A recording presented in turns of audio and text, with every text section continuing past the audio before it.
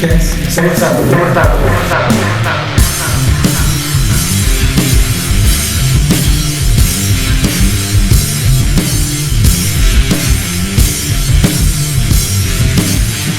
Terpaksa kita bikin di midweek karena midweek ini ada 2 partai UCL. Baru aja tadi malam itu dibantai ya. Ayo. Oh jadi langsung dari Real Madrid dibantai sama City, terus malam sebelumnya ya sesuai prediksi lah Inter berhasil menang lagi lawan AC Milan walaupun Real itu sudah bermain. Iya. Sekarang sudah tidak ada alasan lagi dong.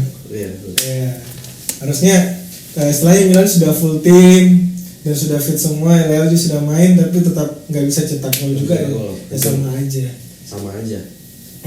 Terus mungkin kita bahas di Inter lawan Milan lah ya. Inter. Gua seneng banget ya coy. Karena akhirnya bisa masuk final lagi setelah 13 tahun gila. Ternyata itu Inter treble ya di situ. Treble. Itu gue baca beritanya si Schneider itu dijoin Ultras Inter. Oh iya, sama Materazzi. Schneider sama Marco Materazzi. Tapi Schneider yang udah makan kebanyakan hamburger. Udah gempal. Karena gue baca komen-komen itu, is this Schneider eating Schneider gitu. Bukan Schneider soalnya. Cuman itu membuktikan bahwa Schneider itu dulu memang Internistis sejati. Ya, karena memang benar cinta Inter. Bener. Soalnya memang kebanyakan emang pemain bola kayak gitu sih ya. Ternyata kalau udah kelar bisa agak gemuk sih. Cuman gue salut sih karena dia nggak nonton di VIP tapi nontonnya di Ultras Inter. Respect banget lah ini. Respect banget, jadi memang dia mendukung inilah, pendukung kelas inilah. Tapi terus yang menarik juga Thierry Henry Pak. Jadi Thierry Henry ternyata gue lupa ya, ternyata Thierry sempat ngelatih Belgia. Kan ada Lukaku di situ. Jadi sebelum itu dia sempat texting Lukaku lah, bilang good luck lah karena dia pikir takutnya dia terlalu terintimidasi, apalagi kan kondisi Lukaku sekarang agak sulit. Iya. Maksudnya jadi super sub doang gitu.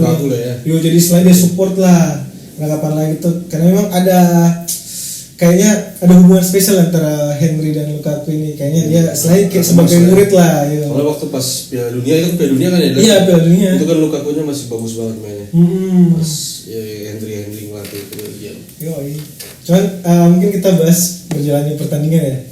Jadi awal-awal memang kalau yang gue lihat ya Milan itu lumayan ngegas sih. Cuman gimana ya Milan ini kalau gue kasih analogi ya, misalnya simpelnya kayak gini, Milan itu tipikal orang yang kayak misalnya di kerjaan ada anak buah ada atasan. Nah anak buah teori dari mana? Itu dari gue sendiri sih. Analogi. Jadi anggaplah ini pemain dengan pelatih lah. Yo. Terus anggaplah di suatu perusahaan atasan lu kita harus profit ini. Kalian harus semangat, harus kerja. Tapi atasan lu ini nggak ngasih arahan yang jelas. Jadi kayak lu mau menang tapi ya udah menang, berusaha aja gitu. Kayak Pioli nih. Kayak Pioli lah ini atasannya. Nah pemainnya bawahan ini kayak pemainnya Milan lah. Jadi Milan tuh asal semangat aja tapi nggak tahu istilahnya semangatnya lu. Kalau nggak ada taktik yang jelas, nggak ada pattern yang jelas, nggak akan bisa menang. Nggak punya strategi lah ya. Sama kayak Brighton sesemangat sejago-jago scouting, tapi kalau nggak ada arahan yang jelas dari di Zerbi juga nggak bisa kayak main kayak sekarang gitu ya. Sama kayak Milan. Nah Milan itu nggak ada pattern yang jelas, jadi dia mau semangat juga nggak tahu istilah ya asal lari-lari aja gitu. Ya kadang mungkin kalau beruntung ya dapat lah 1-2 gol, tapi ya itu kan nggak konsisten loh. Tapi berapa trofi UCL Milan? Ada 7. Cuman apalah itu trofi dengan apa? Sekarang udah nggak ada lagi gitu. Tapi gara-gara Schneider nonton, gue yakin kayaknya Schneider tuh juga punya feeling kalau Inter ini bakal mengulangi kesuksesan mereka UCL di zamannya Schneider waktu. Amin. Sesuai sama prediksi telur. Aduh. Jadi ada yang lagi viral itu telur dipecahin. Masing-masing telur ada logo klubnya. Sampai final ini prediksinya masih benar. Masih prediksi terakhir itu dia prediksi City lawan City lawan Madrid itu City yang menang. Terus Inter lawan AC Milan masih Inter yang menang. Terus diprediksi di finalnya Inter lawan City itu Inter yang menang. Tapi kalau lu percaya sama telur sih nggak mau. Enggak. Gue percaya Pak ya. Ini kan kayak yang gurita pas Piala Dunia itu. Iya sih. Dia selalu prediksi dengan betul. Bener sih. Cuman udah mati.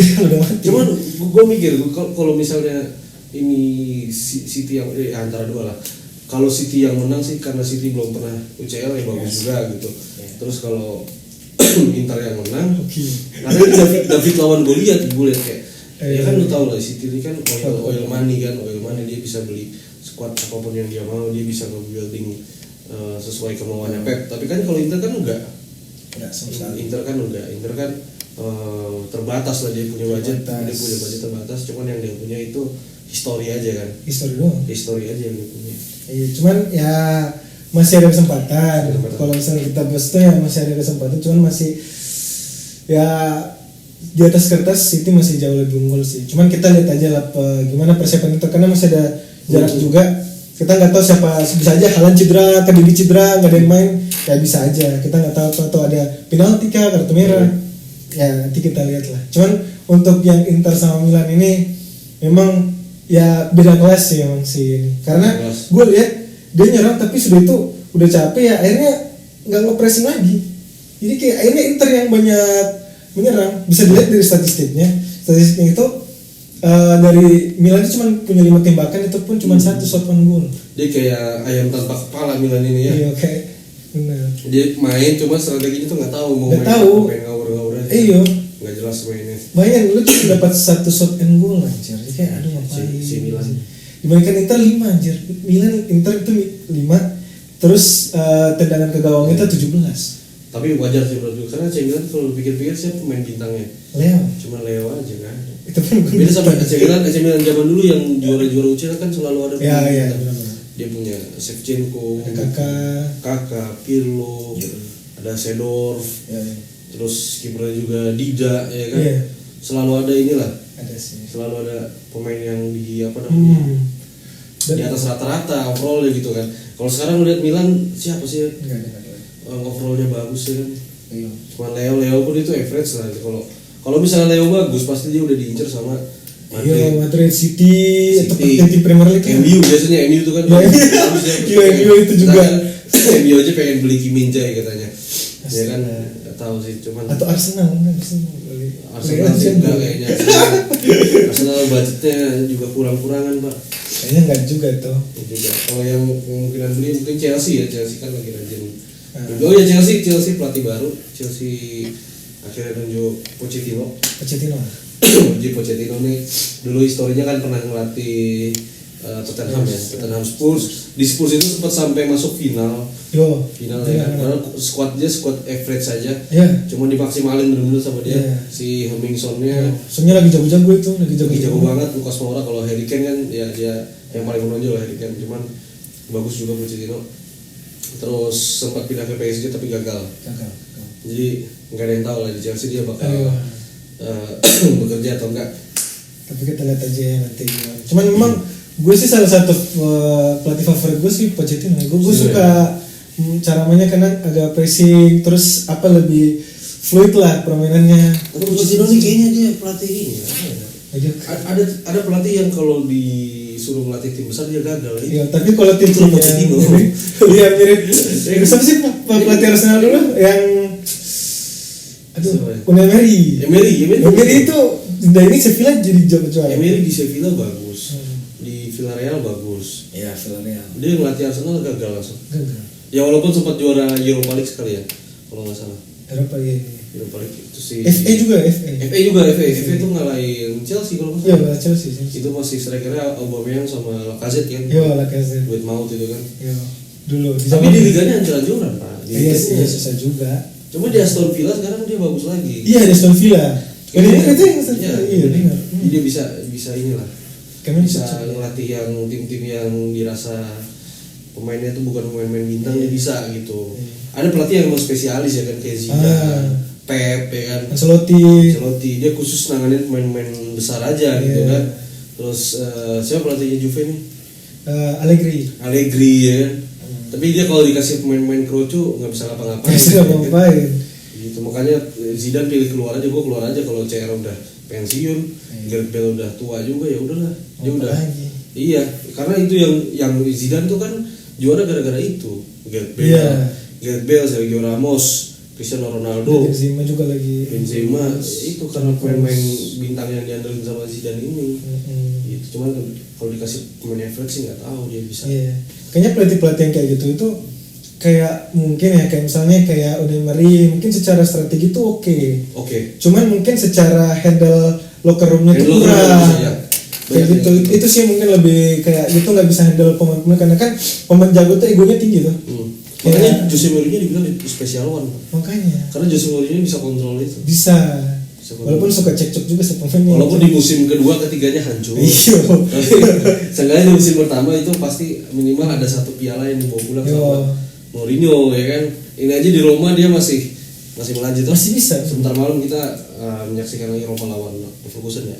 Ferguson sama Juventus lawan Sevilla itu juga seru banget. Kemarin tuh secara permainan lebih bagus Sevilla sih, cuman kalau secara kedalaman squad kan Juventus lebih oke.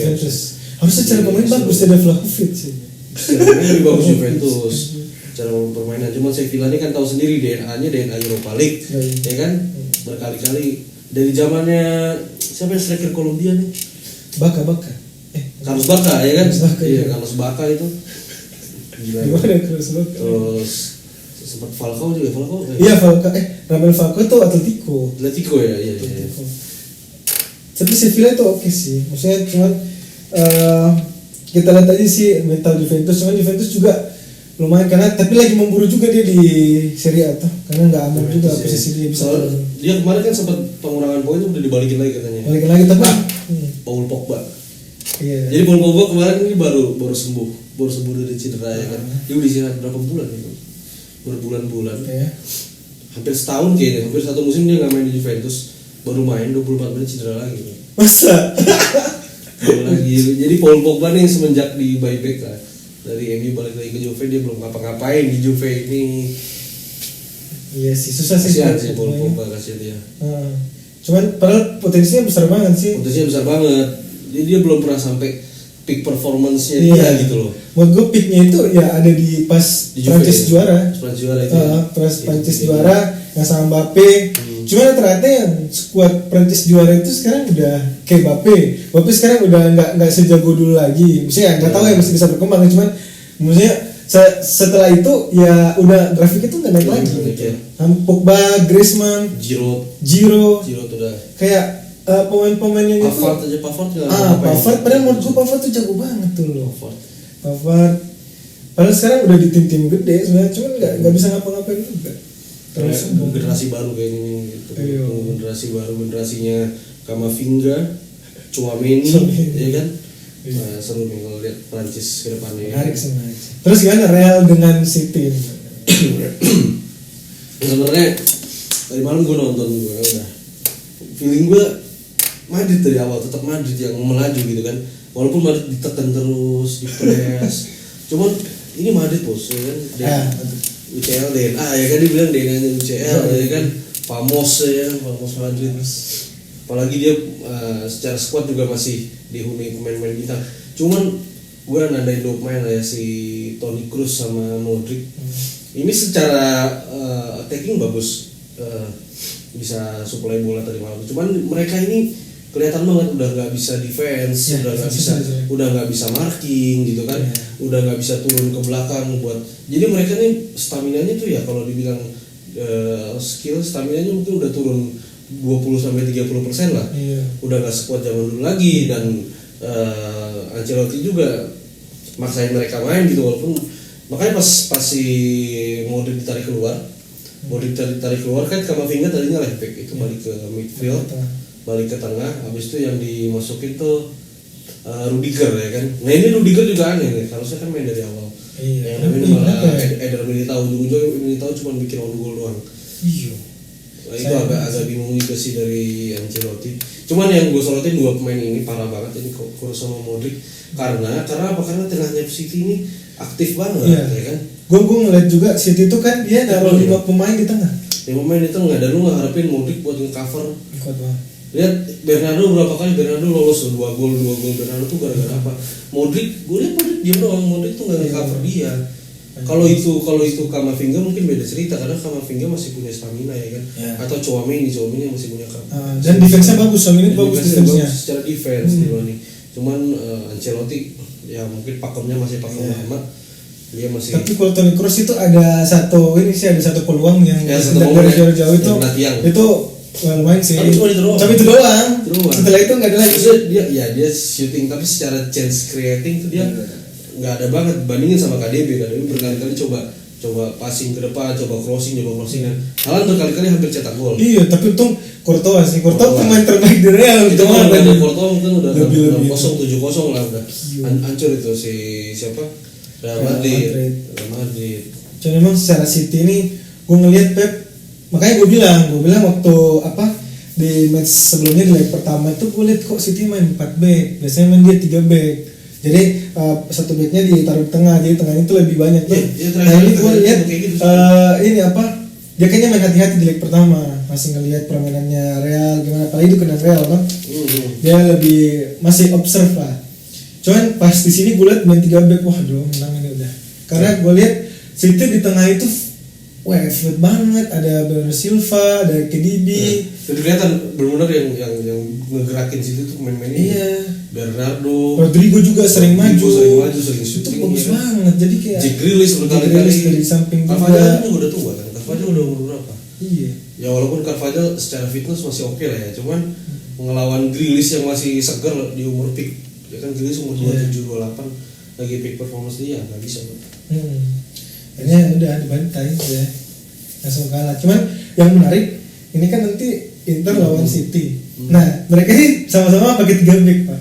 Sama-sama mengandalkan lini tengah. Jadi menurut gua yang bisa kontrol lini tengah ini yang menang nanti. Bakal ini banget.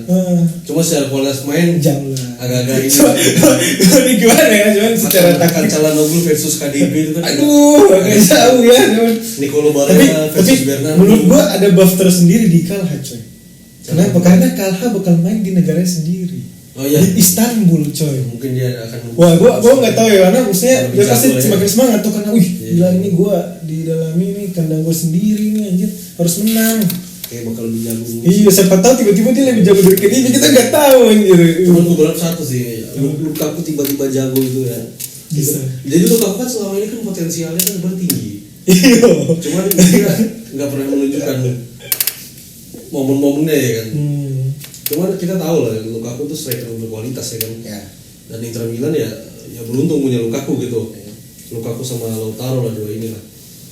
Nah kalau misalnya mereka berdua ini bisa menunjukkan sesuatu di final ya, mungkin harga jualnya bakal naik. Menurut gue yang menarik di final nanti Haaland versus Lautaro sih. Di sini gue lihat misalnya membuktikan lah siapa yang lebih hebat, walaupun semua orang bilang ya pasti Haaland lebih jago, tapi itu kan karena Haaland ada di Premier League toh. Dan bakal kelihatan seberapa jago Bastoni. Iya, di sini benar-benar karena Bastoni. Dia kan back masih muda ya kan. Kalau misalnya dia berhasil meredam serangan dia lawan Grealish ya, maksudnya Grealish.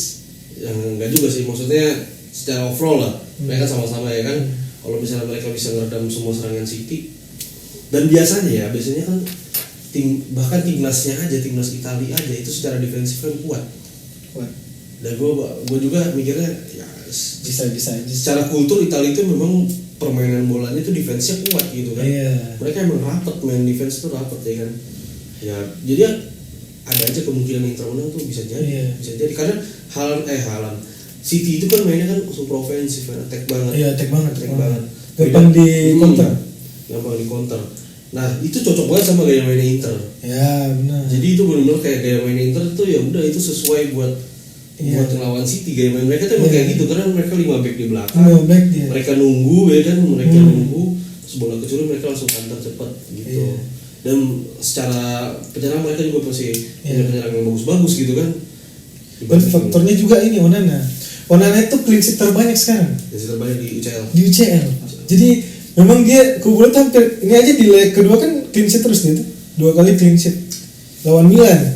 Ya walaupun Milan ya gak terlalu jago sih, cuman ya di sini pembuktian untuk Inter ya, apalagi dia deserve lah untuk di final karena memang mulai dari lawan Benfica itu kan memang istilahnya di atas kertas Inter selalu diunggulkan lah. Nah ini kan kali pertama lah dia setelah melawan Barcelona Bayern Munchen di grup, dia lawan lagi yang jauh lebih kuat di atasnya dan ya kita lihat aja sih siapa yang gimana Inzaghi, apakah dia benar-benar Spanish Cup sejati nih kalau dia menang. Wah nggak tahu untuk Inzaghi, gila udah jago, tapi gue nggak terlalu ekspektasi tinggi sebagai fans itu ya, gue nggak terlalu ekspektasi. Tetap City juara ya cuman ada kemungkinan lah, ada kemungkinan Inter bisa maju lah, merubah keadaan, mengambil si kuping besar itu ya karena secara histori kan City kan City belum pernah juara UCL ya kan, jadi bisa aja di final dia tiba-tiba mainnya agak kendor. Kayak tadi malam tuh sebenarnya udah mulai agak kendor di babak kedua tuh lawan Madrid. Buat Madrid tuh udah mulai nguasain. Ini kenapa City? Untungnya si Akanji tuh cetak dia shoot dulu, terus si Eder Militao bunuh diri, itu hancur itu mentalnya Madrid langsung hancur. Udah drop lagi. sebelum 3-0 itu Madrid tuh udah nyerang terus, Pak. Itu Madrid tuh langsung dikurung. Nah, itu posisi bahaya ya kan buat nol. Iya, karena sudah agak jauh apalagi bukan di kandang tuh. Berapa kali syutingnya on target kan, Toni Kroos, terus yang free kicknya Alaba juga. Ya, Alaba juga. On target. Gak ada yang bisa ini sih. Iya. Cuma agak berat sih. Terus gimana nih? Kita pindah ke Premier League dulu kayaknya.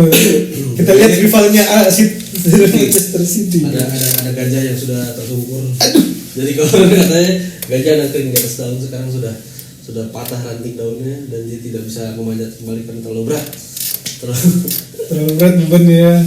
Kemarin tuh dibantai sama Brighton 4-0, 3-0 ya. 3-0. Menurut gue itu faktor Arteta sih. Kenapa itu Arteta? Jadi Arteta ini apa ya? Dia bagus di Liga Inggris, dia bagus karena sistemnya kan liga. Ya. Secara konsistensi Arteta nih gue akuin. Dia kalau lawan tim-tim yang level-levelnya biasa aja, menengah ke bawah lah, itu udah pasti menang ya kan, nggak mungkin kesandung. Dan itu masalah besar buat tim-tim kayak MU, Chelsea, Liverpool yang kesandung lawan tim-tim kecil ya kan, lawan Palace, lawan Leeds ya kan, Bournemouth, mereka bisa kesandung. Cuman kalau Arsenal ini kan nggak konsisten. Cuman Arsenal ini itu lawan tim-tim yang secara strategi kuat itu jarang menang, Pak. Ya kan? Kayak lawan Liverpool susah banget menang Arsenal. Iya, susah. Gak bisa. Lawan City 2 kali dikalahin. Ya kalau lawan MU Chelsea malah lagi bapuk lah. Iya, udah banget ya. Ya secara strategi juga gua enggak ngerti lah mereka gimana. Jadi ya wajar aja Arsenal masih menang ya kan. Nah, Brighton ini kan salah satu yang pelatihnya cerdas juga ya. De Zerbi ini kan ternyata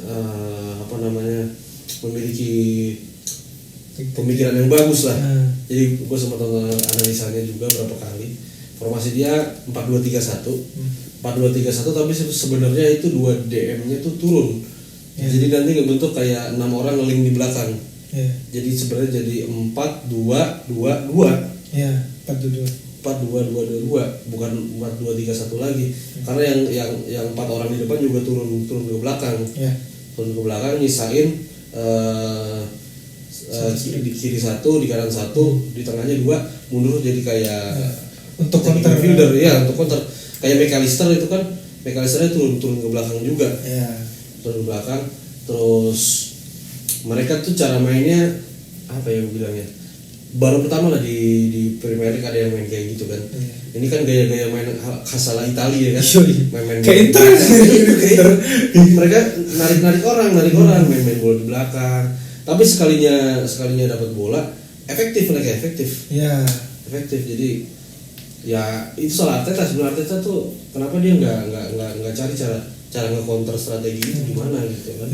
Soalnya gue sempat nonton juga, soalnya Arsenal itu nyerang terus, benar-benar nyerang terus. Cuma memang dan itu yang diharapkan sama Brighton. Nah itu dia. Brighton ini kan dia apa ya? Dia mengharapkan makin banyak orang yang tertarik ke bagian setengah pertahanannya dia gitu kan. Jadi yang depan itu kosong, jadi yang depannya kosong dan dia punya pemain depan yang mumpuni ya kan. Pemain depan yang mumpuni, ada Mitoma, Solimarch ya kan. Maksudnya Solimarch. Terus ada yang terbaru nih Enciso. Enciso diferensial. Alistair ya kan. Itu dan backnya Arsenal ini lagi nggak bagus sih menurut gue lagi. Ya sering kebobolan. Walaupun menang tapi nggak jarang clean sheet lah sekarang. Jarang clean sheet semenjak Saliba cedera ya, walaupun kemarin Kiwior sempat bagus. Cuman ini yang fatal banget ya, itu nggak mainnya Zinchenko karena gol pertama itu kesalahannya Tierney. Dia harusnya buang bola sundulan, dia malah disundul ke tengah lagi. Iya, akhirnya mantul lagi. Itu krusial banget itu. Krusial. Itu harusnya kalau back tuh nggak boleh salah kayak gitu lah. Iya. Krusial.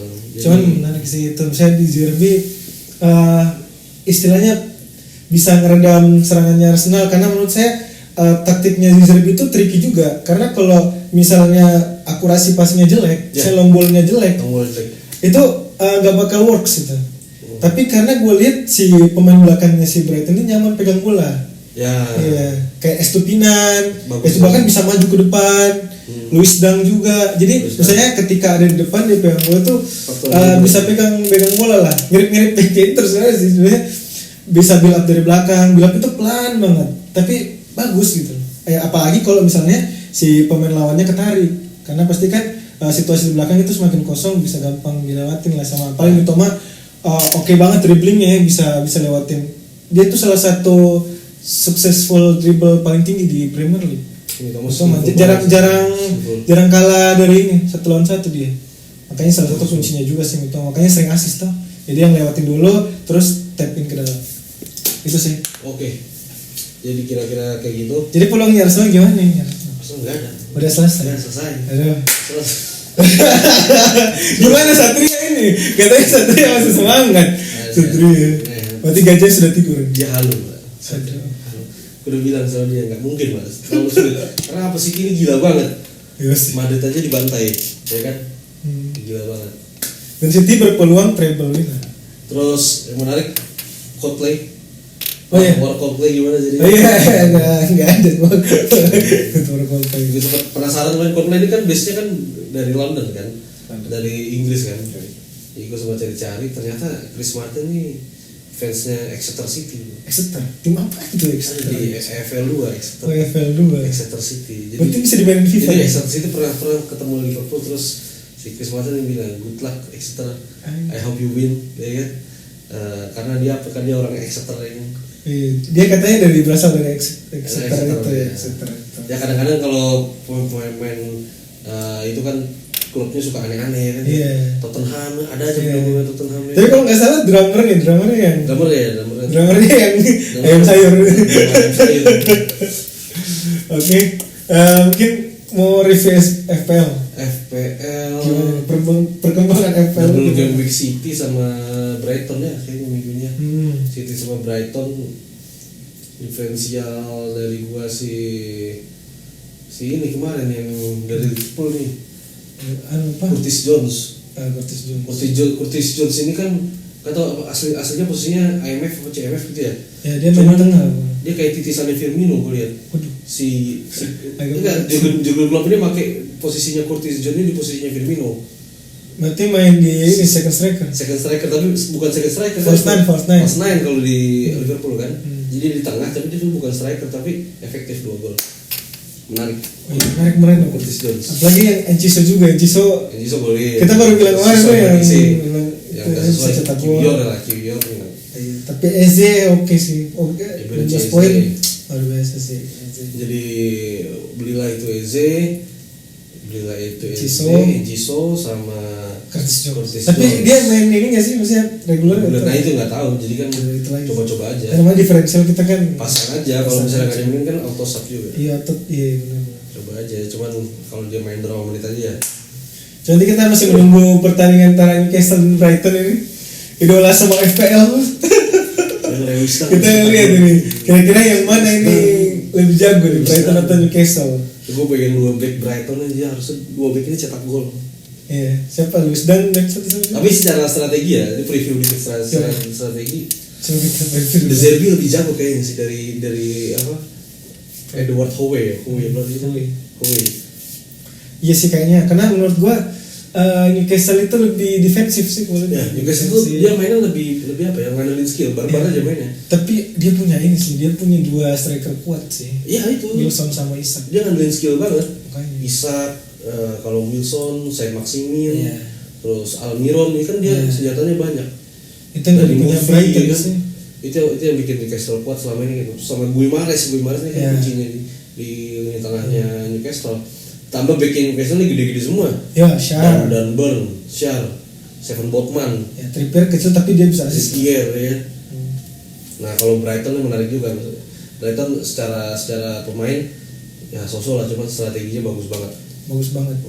Bukan nggak mungkin Newcastle bisa dibantai lagi sama Brighton karena lagi hot form banget main Bisa. Brighton ini. Tapi bisa juga Brighton kalah sama Newcastle karena dua pemainnya itu lagi kuat juga tuh, kayak Wilson cetak gol terus, Isak juga lagi jago juga. Jadi ya apa match yang seru sih. Dan banyak yang kaptenin Wilson pasti berharap. Wih, enak banget Wilson aja. Itu 19 poin baru 1 match ya. Kalau saya tetap berharap Lewis Dunk. Kita lihat Lewis Dunk ya, diferensial. Kira-kira gitu. Oke. Nanti Sabtu ada lagi ya. Satu lagi.